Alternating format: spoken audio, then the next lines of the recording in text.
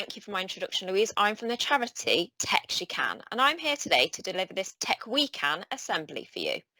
So what I'm going to talk to you today about is all about how technology is being used and developed to help our planet.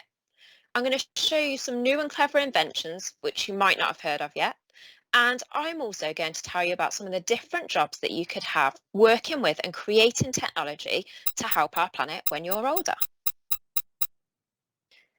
So we'd love to see any pictures of you watching today's assembly. So if you do take any, please share them and add our hashtag to them using hashtag TechWeCan or email them to us at info@techshecan.org. So before we get started today, I've got a quick question for you all. I want you to have a think. Have you ever thought about what you might like to do for a job when you're an adult? If you think you might like a future job working in technology, please could you raise your hand? So if you think you might like a future job working with technology. Teachers, could you have a little look round and pop in the chat for me just a rough estimate of how many children in your class have got their hands up to say that they might like a future job working with technology?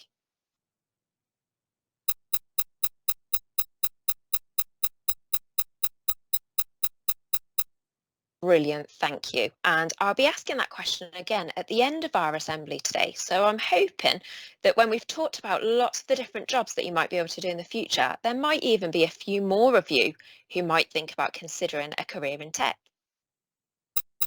So let's get started. Why do we need to help our planet?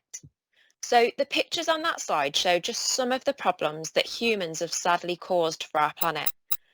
Lots of these have been caused by doing things like burning fossil fuels like coal and oil and gas to power things like cars and factories. And you might have already learnt a little bit about this at school, but this releases harmful gases which build up high in our atmosphere above us, high above the earth, and they act a little bit like a blanket, trapping the sun's heat and making our planet hotter. This is known as global warming, which you might have learnt a bit about before. The first picture of the polar bear there shows how the habitats or homes of animals like polar bears are being destroyed as global warming is causing their ice to melt. Global warming is also causing other things like more extreme weather, things like storms and heat waves, also more forest fires, which that middle picture shows, and floods. You see the car floating in the water there on the right-hand side, and lots of other effects that damage our environment.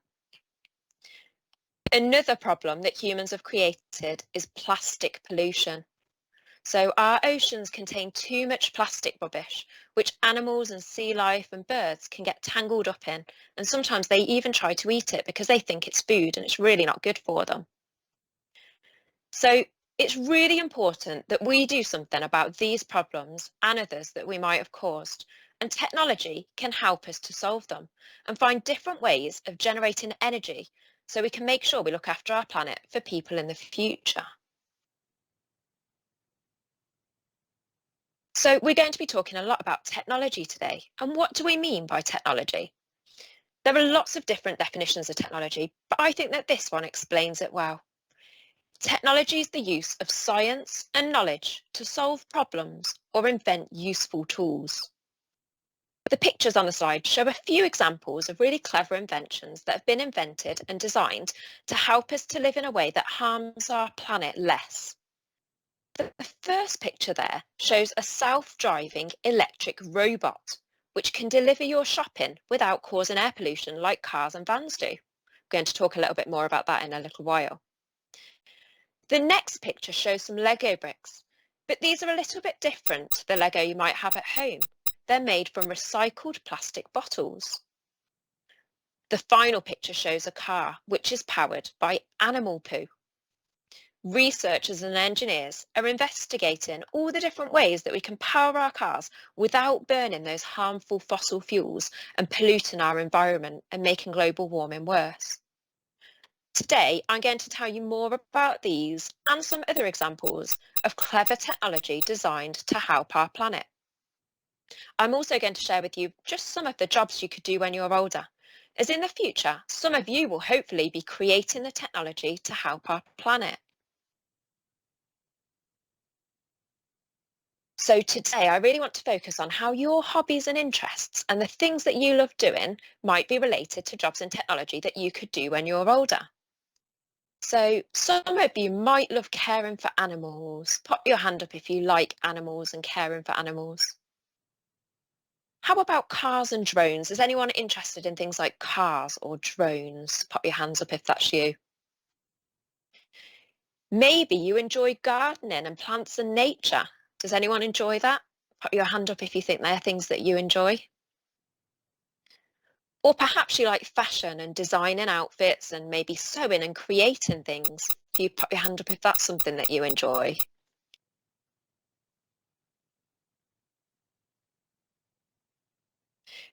So today I'm going to talk to you about all of these different types of technology that are being used and developed to help our planet. And there are lots of different jobs in this area which involve those hobbies and lots of different hobbies and interests you might have.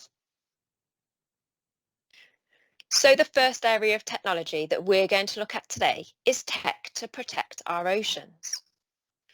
The first picture shows how an organisation called the Ocean Cleanup are using technology to take as much plastic as they can out of our oceans. So what they do is they use a really clever floating barrier which moves really slowly with the ocean currents, and it collects the floating plastic. So you can see it on that picture there. The yellow barrier is collecting that floating plastic. And what it does is it then gathers it all together so it can be taken out of the sea before it breaks down and becomes too small to be able to find and take out of the water. And when that plastic's taken out, it's then recycled as well. So this helps to protect sea creatures and birds from being hurt by all of this plastic waste. The bottom right picture shows part of a coral reef. Coral reefs are environments under the sea, and they're really important because lots of fish and sea life live there. If you've ever seen Finding Nemo, it's like where Nemo lives. Now, our oceans and seas are getting warmer due to global warming, and this can damage the coral reefs. So really clever technology is being invented and used to protect them. A company called Coral Vita have developed really clever technology to grow coral on land, and then it can be replanted back into the ocean, which is really clever and could help us to grow back damaged coral reefs. The picture on the top right shows a robot jellyfish, which has been created by researchers at the universities of Southampton and Edinburgh.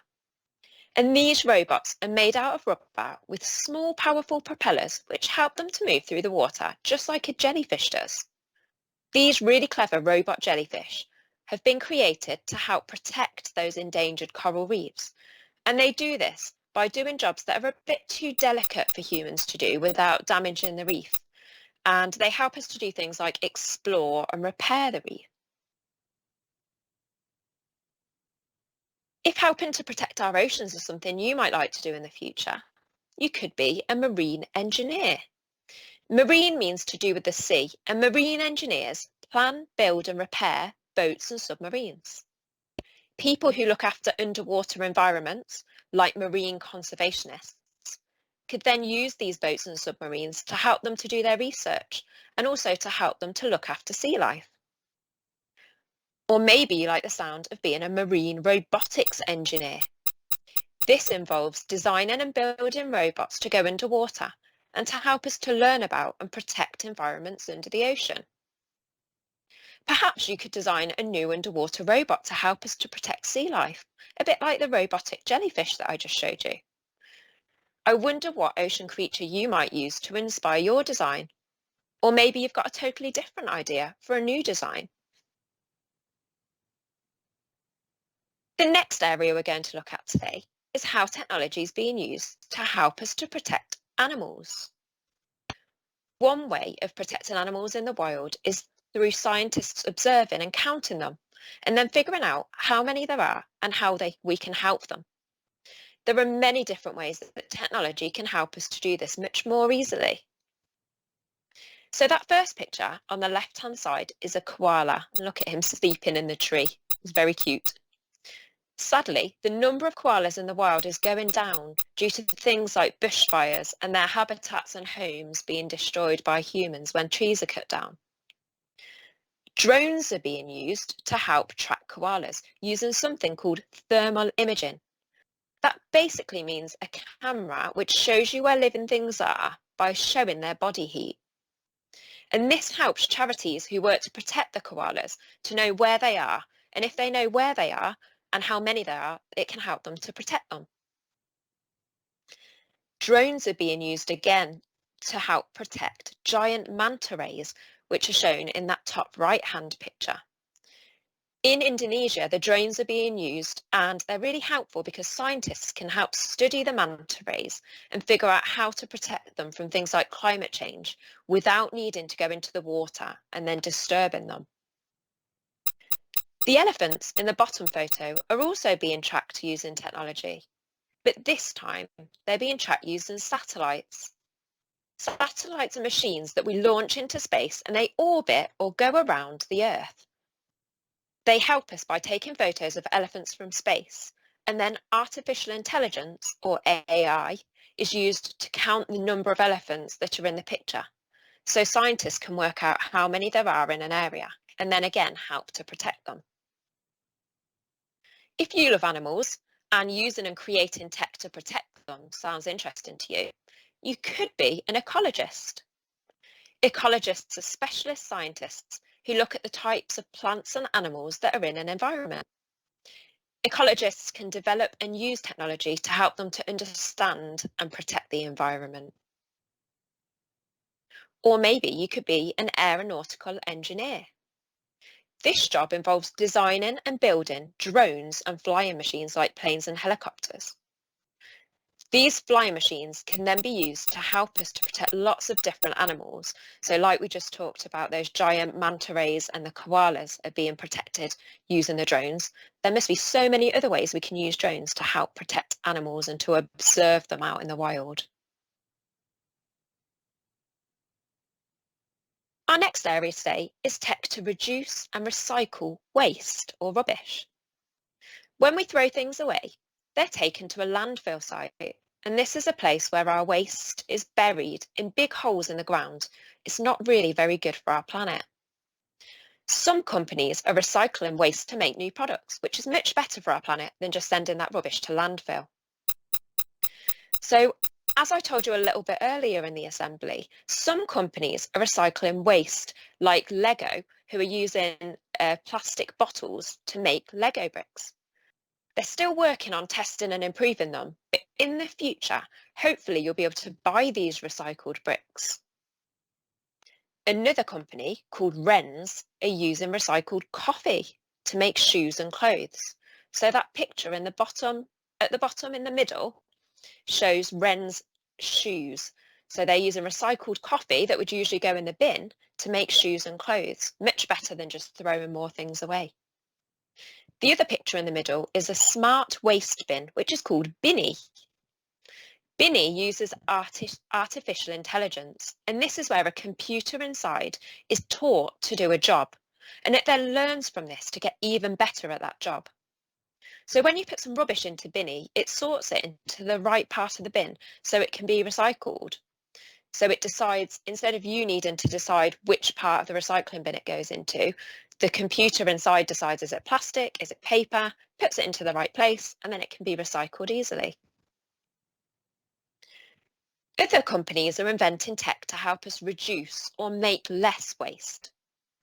The picture on the bottom left is something called a smarter fridge cam, which takes photos of what's inside your fridge. Now this sounds a little bit boring. Who really wants a photo of the food inside their fridge? But actually, it can be really useful as you can see what's in there when you're out shopping. So it helps to reduce food waste by making sure we only buy the food we need and we throw less food in the bin. If you like the sound of helping to find clever ways to reduce or reuse rubbish, you could be a product designer in the future. Product designers use their design skills and their tech knowledge to create new products or work on improving the way existing products work and look. You could think about ways to create your product using recycled materials. Maybe you could create something out of things that would usually go to landfill, or find a really clever way to reuse or recycle rubbish that no one's thought of yet. Or perhaps you'd like to be an environmental engineer. They use engineering and science skills to try and solve big environmental problems, things like recycling, how we get rid of our rubbish, and pollution. Our final area today is tech to protect the air. The pictures on the side show a few of the inventions that have been invented to try to reduce the amount of air pollution we create. The picture on the left-hand side shows an electric car which is charged by plugging it in. Using electricity instead of petrol or diesel is better for our planet because it reduces the amount of pollution that the car releases into the air. But people are working on different fuels that create even less pollution and are even more environmentally friendly. So fuels made from things like onions, chocolate, and even animal poo have been created. But I wonder what we could try next. On the right-hand side of the slide, the top picture shows a building at Michigan State University in America. And some of the glass panels are actually solar panels. So they use the sun to generate and create electricity. That electricity is then used to power some of the lights inside the building. This is much better for our planet as the sun is a renewable energy source, which means it won't run out. And it also doesn't create those harmful greenhouse gases that we talked about earlier.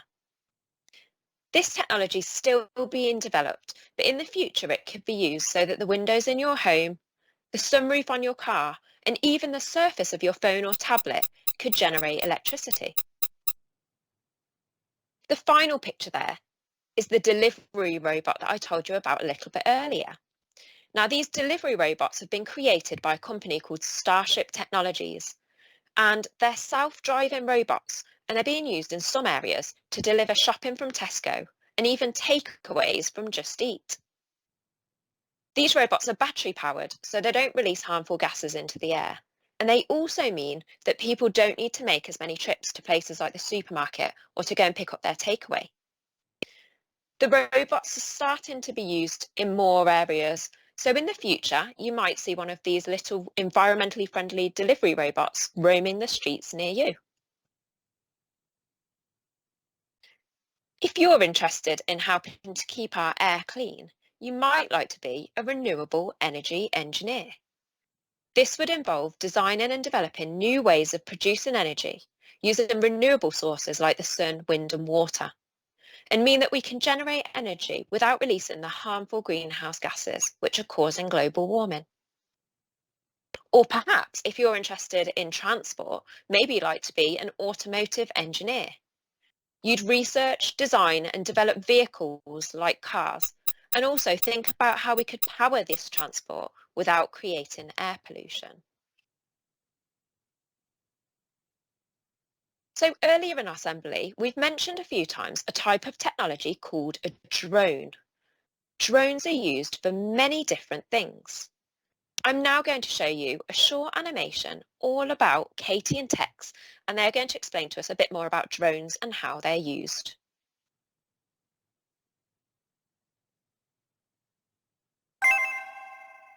Katie and Tex!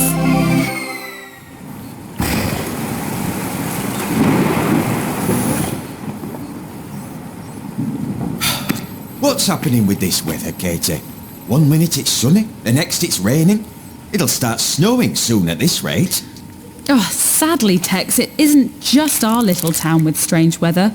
The climate of the entire world is changing, so the weather's getting more and more unpredictable and extreme. But why? All I wanted was to play fetch in the sun. Is that too much for a young, athletic superstar dog to ask? It shouldn't be, but unfortunately it is. You see, when you put pollution into the air, like gases from cars, planes and lorries, it acts like an invisible blanket around the Earth, which has been making our planet a little warmer over the years. But now, the blanket is getting thicker and heavier, making the Earth much warmer than it has been in the past, which is causing issues in the environment. Like polar bears aren't having enough ice to live on because the ice is melting. They're off. And sea levels are... Oh yes, I've even heard that some fish in the ocean are becoming too hot in their coral reefs. Yes, that is sadly true. And also this invisible blanket creates crazy weather changes like what's happening today.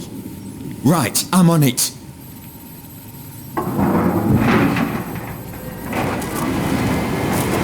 This should cool things down! Unfortunately, Tex, it's not that simple!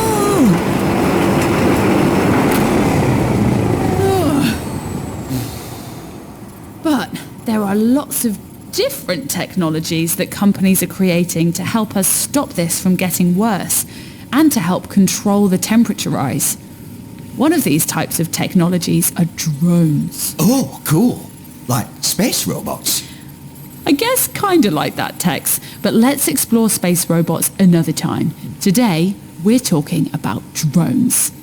Drones are used in many different ways to help protect our planet. Like protecting us against space invaders. No, but they can help protect the future of the Earth by reducing the need to use transport that causes lots of pollution, by replacing cars, lorries and planes. Cool. But how? Well, unlike most types of transport, drones don't use polluting fuels to power themselves. This means they can travel large distances without putting harmful fumes into the air. So they can do the important jobs, such as delivering medicines to hospitals, without adding even more pollution. Did you know that a drone could even deliver ice cream right to your front door? That is the greatest thing I've heard in my entire doggy life. Let's ask someone from PwC to explain. Calling PwC. Hi Katie, hi Tex. Wow, that is so cool. So, what do these drones look like exactly? Drones come in all shapes and sizes, but mostly look like small spaceships, like this one. So they fly. But how? Drones use their rotors, which are a propeller attached to a small motor. This helps them hover and keeps them in the air. That is awesome. It is pretty awesome. Drones are also used in building and farming. They can be used to drop small seed pods so that new trees can grow. Farmers can use them to detect unhealthy crops, and they can even be used to track endangered animals. So they're helping to save the planet, humans and all the animals. Clearly the animals are very important. Well, maybe they don't need to worry about the cats, but especially the dogs. Especially the dogs, Tex. Wow, thanks for explaining that to us. No worries. Bye. It sounds like drones have many amazing uses. They certainly do, Tex. And people at PwC help other companies learn how they can use drones to help the environment too. Plus, there are other people and governments who develop and create these drones and explore how they can be used. So you could develop a drone yourself one day. Why don't you imagine different ways a drone could help you in your daily life? Maybe a drone could even pick something up and drop it way at the end of the park to be fetched. That is a great idea. Katie? Wait, what's going on? I meant pick up my ball, not me. See you soon, Tex.